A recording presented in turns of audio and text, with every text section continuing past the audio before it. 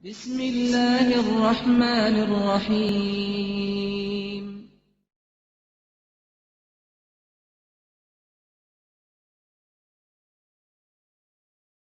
Bismillahirrahmanirrahim. Assalamualaikum warahmatullahi wabarakatuh.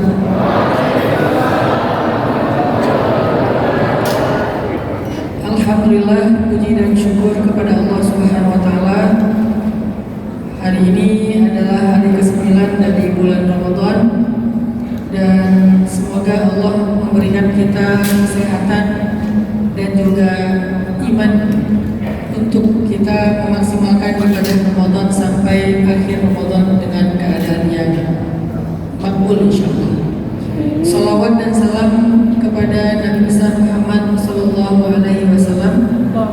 Semoga kita termasuk di antara umat Nabi yang rajin bersalawat kepada Nabi, sehingga kelak di akhirat kita termasuk orang yang mendapatkan syafaat dari Rasulullah sallallahu alaihi wasallam. Saya tadi sebelum masuk ke masjid yang megah ini diajak sama Pak Wali sama Bang Bobi keliling-keliling di sebelah. Ada Ramadan Fair. Ada Ramadan Fair. Yang bikin saya impress adalah ketika saya tahu ternyata tenan-tenan yang ada di Ramadan Fair di sebelah masjid kita itu alhamdulillah difasilitasi oleh Pak Wali dan HIPMI Sumatera Utara. Pak Wali juga pastinya difasilitasi oleh Pak Wali untuk bisa ikut dalam program Ramadan Fair Wali Kota Medan yang semuanya adalah gratis. Ada 184 tenan UMKM, mulai dari makanan Arab, makanan India, sampai pastinya makanan tradisional Indonesia, khususnya makanan khas Medan. Jadi jajanan favorit anak muda Medan semuanya difasilitasi di sini. Yang bikin saya kagum adalah ini cara yang sangat cerdas untuk menggairahkan anak muda Medan ke masjid. Ini adalah program yang sangat brilian untuk menjadikan bulan Ramadan itu adalah bulan rakyat. Jadi bukan hanya bukber orang-orang kaya di restoran-restoran yang mahal, tapi juga bisa bukber keluarga-keluarga sederhana di Kota Medan di sebelah masjid yang ada di Ramadan Fair. Terima kasih Pak Wali untuk kegiatan dan program ini. Saya mewakili anak-anak muda karena saya selalu fokus tentang nasib anak muda seperti apa. Dan yang luar biasanya lagi adalah ini sebuah kesempatan nih, teman-teman anak-anak muda Medan dikaruniai Allah punya pemimpin juga anak muda, masih muda, bukan pernah muda, tapi masih muda, dan dikelilingi juga oleh tokoh-tokoh anak muda. Di sini ada Bang Ade Jona yang bahkan jauh di bawah saya usia beliau, walaupun secara pengalaman dan secara postur beliau lebih tinggi dari saya, lebih senior dari saya. Tetapi secara usia saya lebih tua dari beliau, sehingga saya merasa memang tokoh-tokoh muda, pemimpin-pemimpin muda memang sangat dibutuhkan oleh Indonesia yang mayoritasnya adalah anak muda.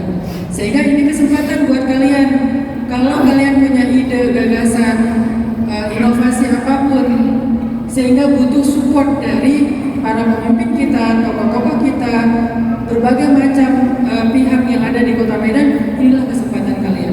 Apalagi tadi saya kalau nggak salah mendengar bahwa beberapa atau sebagian besar dari UMKM yang terlibat dalam tenan Ramadan Fair ini, mereka juga dibina sama Pak Wali dalam sebuah komunitas atau keluarga besar UMKM yang ada di Medan. Jadi buat kalian yang butuh inspirasi, mungkin ingin belajar berusaha, ini adalah kesempatan yang sangat istimewa karena awareness Pak Wali terhadap kebutuhan anak muda itu tinggi karena beliau juga bagian dari anak muda. Ini menjadi sebuah harapan dan menjadi sebuah peluang bagi kita bersama. Terima kasih untuk kesempatan kesekian kalinya saya datang ke Medan Bang Bobi, Bang Ade, dan semuanya para ustaz-ustaz, para ulama, para tokoh. Saya pikir-pikir, tadi saya ngerenung, saya pikir-pikir kok saya lebih sering pulang ke Medan daripada ke Aceh. Jadi kalau ke Aceh saya itu setahun paling sekali, ke Medan itu berapa kali ya dalam setahun. Ini berkahnya Bang Bobi. Dan nggak tahu dia apakah ada tanda-tanda tertentu gitu ya. Saya sering banget, alhamdulillah betah pulang ke Medan. Apakah mungkin saya harus pindah ke Medan gitu ya, terus belajar bikin pemuda hijrah di Medan atau gimana, supaya kayaknya ada chemistry antara dakwah saya dengan anak-anak muda di Medan. Nah, jadi saya pikir kayak kok saya ditakdirkan bolak-balik Medan ya, padahal selangkah lagi tinggal pulang kampung, tapi seringnya malah ke Medan. Dan memang qadarullah waktunya sempit sehingga saya harus balik lagi ke Bandung. Sebetulnya malam ini, sore hari ini nggak ada jadwal saya ke Medan, teman-teman, kalau boleh kasih bocoran dikit. Bang Ade WA saya seminggu lalu, Ustaz, boleh nggak bantu kita anak-anak muda Medan nih, kayaknya udah kangen sama Ustaz bikin kegiatan bareng dengan Pak Wali.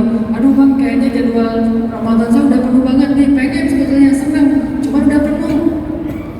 Kan nggak boleh saya meng-cancel yang udah duluan, gara-gara ada yang orang saya anggap nyaman, dekat, dan seterusnya, jadi nggak fair. Tapi qadarullah, begitu saya bilang kayak gitu ke Bang Ade Jona, tiba-tiba ada jadwal saya yang harusnya di Samarinda hari ini dan di Banjarmasin dan Banjarbaru hari ini cancel karena satu dan lain hal. Mereka katanya belum siap. Akhirnya 4 atau 5 hari yang lalu mereka bilang kalau bisa nanti Ustaz habis lebaran, mohon maaf nggak bisa.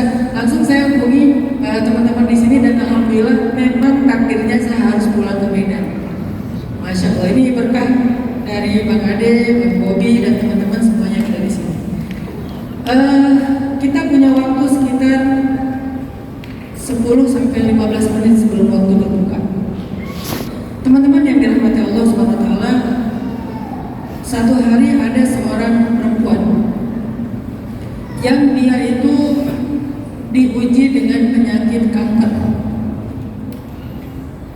sehingga dia rutin periksa ke dokter. Seminggu sekali dia datang ke dokter, sebulan sekali dia kemo.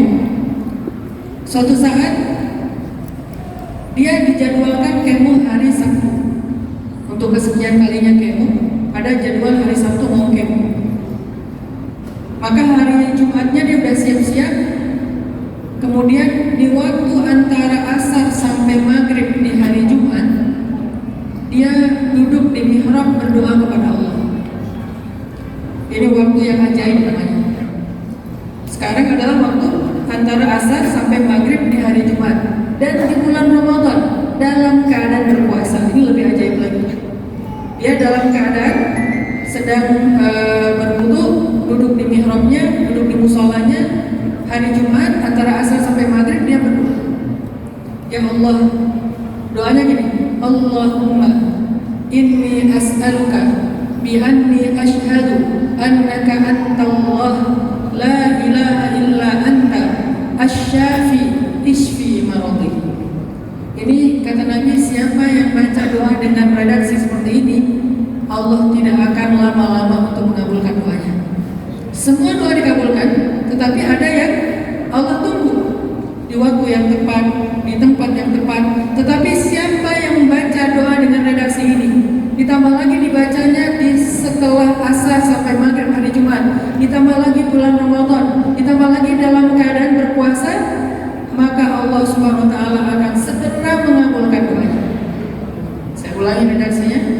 Allahumma inni as'aluka bi anni asyhadu annaka antallah la ilaha illa anta asy-syafi. Nah, kalimat terakhir ini, kata terakhir ini boleh diganti-ganti sesuai dengan hajat. Pakai Asmaul Husna. Kalau kita butuh cinta, Asmaul Husnanya apa? Yang masih single, pantesan. Asmaul Husnanya aja nggak tahu gimana mau doa ya, minta jodoh ya. Asmaul Husnanya jomblo fisabilillah itu adalah Al-Wadud. Al-Wadud itu artinya yang maha cinta. Makanya kalau sekarang doa pakai nama Al-Wadud. Kalau butuh rezeki apa Asmaul Husnanya? Ar-Razzaq, butuh ampunan.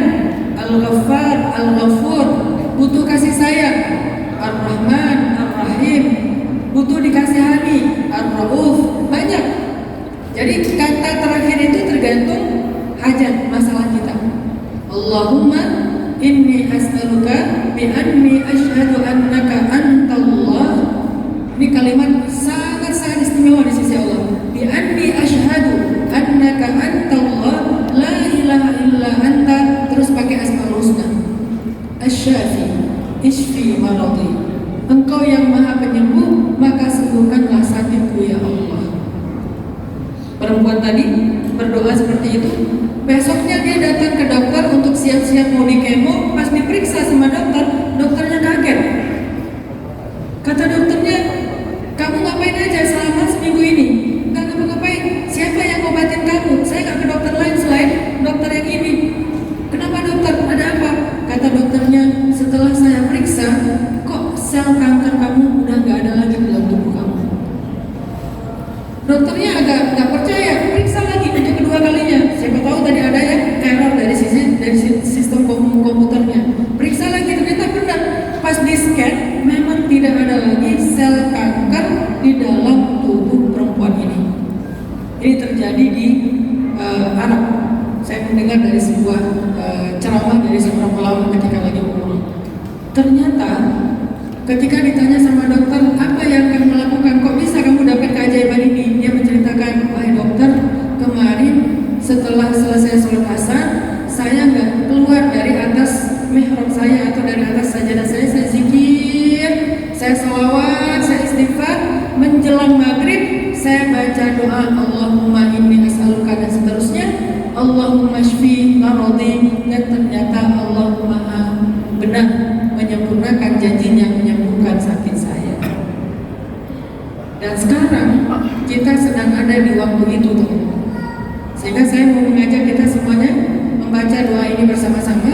Tapi nanti kata terakhirnya masing-masing baca sendiri di dalam hati, tergantung hajatnya. Karena kalau yang udah beristri masih bilang al-wadud, takutnya nanti ada masalah di rumah ya. Ternyata kita jodoh didengar sama istri, ini live lagi, bahaya. Jadi beda-beda nih, yang udah punya istri jangan al-wadud. Tapi misalnya Ar-Rahman kasih sayang dari istrinya dan seterusnya. Nah, buat yang jomblo-jomblo boleh al-wadud, yang lagi ngerasa sakit Asy-Syafi, yang butuh rezeki Ar-Razzaq, yang paling utama pastinya Al-Ghafur, karena yang paling utama yang kita minta dari Allah adalah ampunan dosa. Oke, siap ya? Saya baca dulu, kemudian teman-teman mengikuti, karena kita ada di waktu yang mustajabah doa menjelang maghrib di bulan Ramadan, hari Jumat dalam keadaan berpuasa. Bismillahirrahmanirrahim. Allahumma inni as'aluka bi anni asyhadu annaka antallah la ilaha illa anta. Silakan doa sendiri-sendiri, saya kasih waktu 1 menit.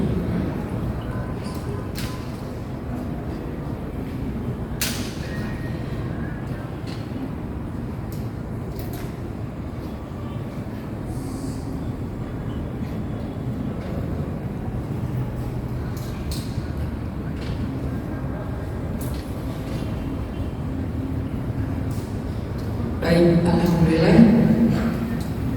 Khusyuknya semuanya ya, Masya Allah.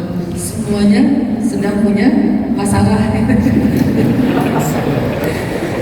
Benar, karena nggak ada satupun di antara kita yang nggak punya masalah. Jangan sok ngerasa, tadi kalau kata Bang Bobi, jangan sombong.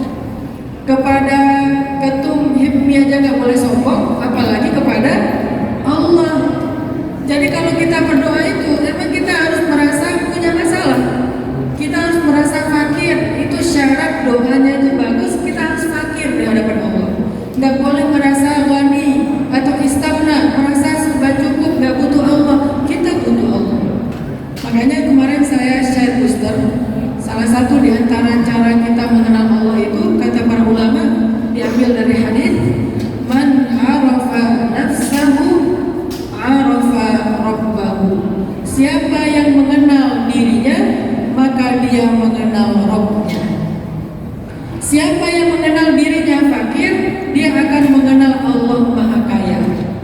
Siapa yang mengenal dirinya bodoh, dia akan mengenal Allah Maha Tahu dan Bijaksana. Siapa yang mengenal dirinya, meyakini dirinya, memahami dirinya, menyadari dirinya lemah, dia akan mengenal dan meyakini Allah Maha Perkasa dan Maha Kuat. Siapa yang menyadari dirinya tidak berdaya, dia akan meyakini Allah Maha Kuasa. Dan seterusnya, letakkan diri kita di tempat yang paling rendah, maka kita akan tahu betapa tingginya Allah di dalam hati kita. Itu cara ma'rifatullah. Sederhana tips ma'rifatullah itu sederhana. Kalau kita nggak sanggup menghafal Asmaul Husna yang 99, atau bahkan mungkin ada yang belum hafal sifat 20 Allah. Karena dalam akidah Ahlussunnah wal Jamaah itu ada namanya aqaid khamsin, ikatan 50. Ada 20 sifat wajib bagi Allah, 20 sifat mustahil bagi Allah, 1 sifat jaiz bagi Allah. Kadang yang wajib aja kita nggak hafal.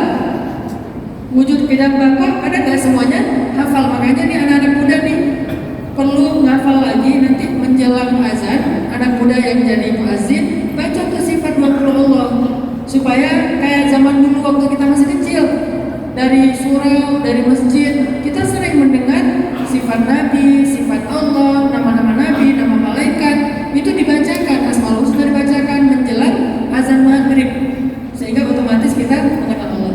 Tapi bagi kita yang belum hafal Asmaul Husna, belum hafal sifat 20, gimana cara kita mengenal Allah?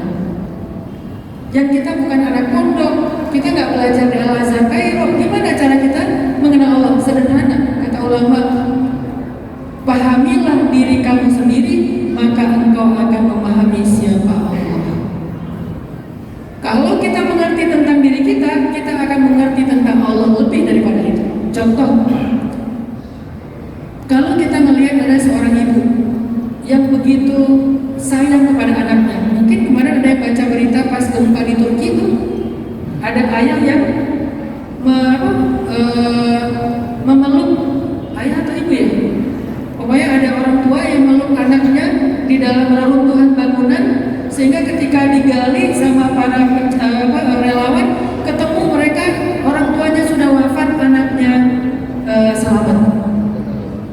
Kenapa anaknya selamat? Karena anaknya terlindungi dari reruntuhan, robohnya bangunan dilindungi oleh orang tuanya. Nggak tahu ayah apa ibu itu. Dan mungkin bukan satu cerita.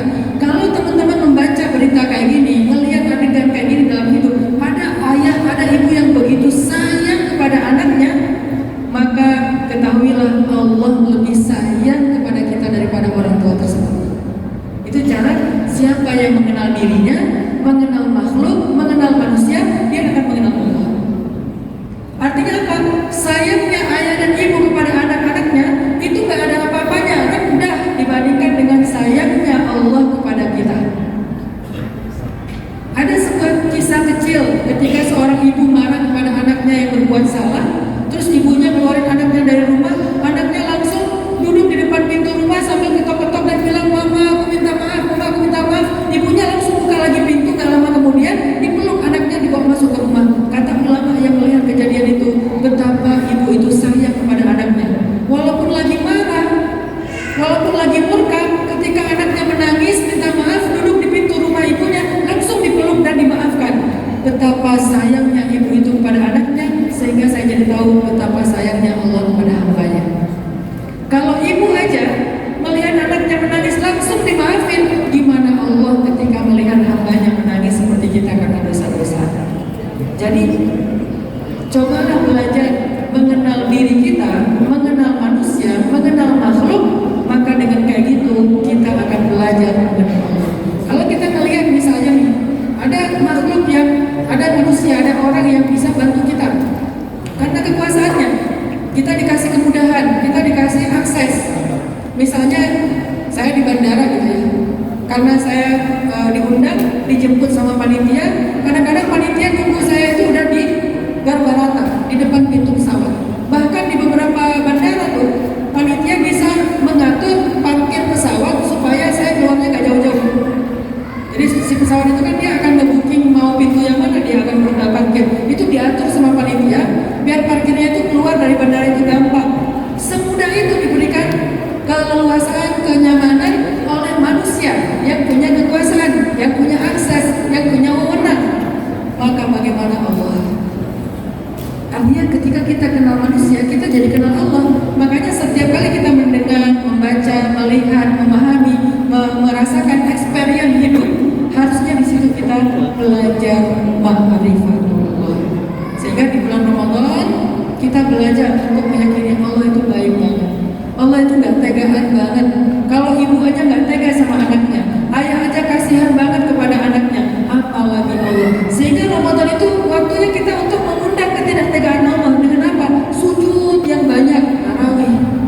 Boleh 11, boleh 23, boleh lebih besar, boleh 47 juga boleh. Karena di zaman Imam Syafi'i 47 rakaat, di zaman sahabat 23 rakaat, Nabi 11 rakaat. Kenapa 11? Karena satu rakaatnya 1 juz. Kalau waktunya ada Pak, mungkin Nabi 23 juga, cuman karena satu rakaatnya 1 juz lebih, nggak keburu. Kita udah 11, Ikhlas dibagi 3. Allahu Akbar. Udahlah rakaatnya sedikit, ayatnya juga pendek. Jadi boleh 11, boleh 23, boleh lebih dari itu sampai 47. Semua ini ada pendapat ulamanya. Tetapi yang paling inti adalah banyakin sujud. Baik tarawih, tahajud, duha, rawatib, mutlak, banyakin sujud. Kenapa? Biar Allah nggak tega sama kita. Banyakin istighfar. Kenapa? Biar Allah kasihan sama kita. Banyakin tilawah. Kenapa? Biar Allah sayang sama kita. Kenapa? Allah lebih daripada ibu dan ayah kepada anaknya. Mudah-mudahan ini bisa menjadi penyemangat buat kita. Ingat setiap hari Jumat, khususnya di bulan Ramadan, jangan lupa manfaatkan waktu antara asar dengan maghrib untuk berdoa. Khususnya nanti di akhir Ramadan. Ada banyak yang bilang di akhir Ramadan hari Jumat kalau nggak salah gerhana ya. Kalau nggak salah perkiraan para ahli astronomi, hari Jumat terakhir Ramadan tahun ini kalau nggak salah itu bertepatan dengan gerhana bulan. Artinya kita punya hari-hari yang istimewa dalam bulan Ramadan kali ini, maka manfaatkanlah setiap hari Jumat antara asar sampai maghrib untuk menjemput kasih sayang dan tidak teganya Allah Subhanahu wa taala. Selamat berbuka puasa sebentar lagi. Barakallahu fikum. Sekali lagi terima kasih ke Bang Bogi, Bang Ade, dan semuanya para tokoh-tokoh dari Medan, para ulama. Semoga Medan menjadi kota yang berkah. Baldatun thayyibatun wa rabbun ghafur. Assalamualaikum warahmatullahi wabarakatuh.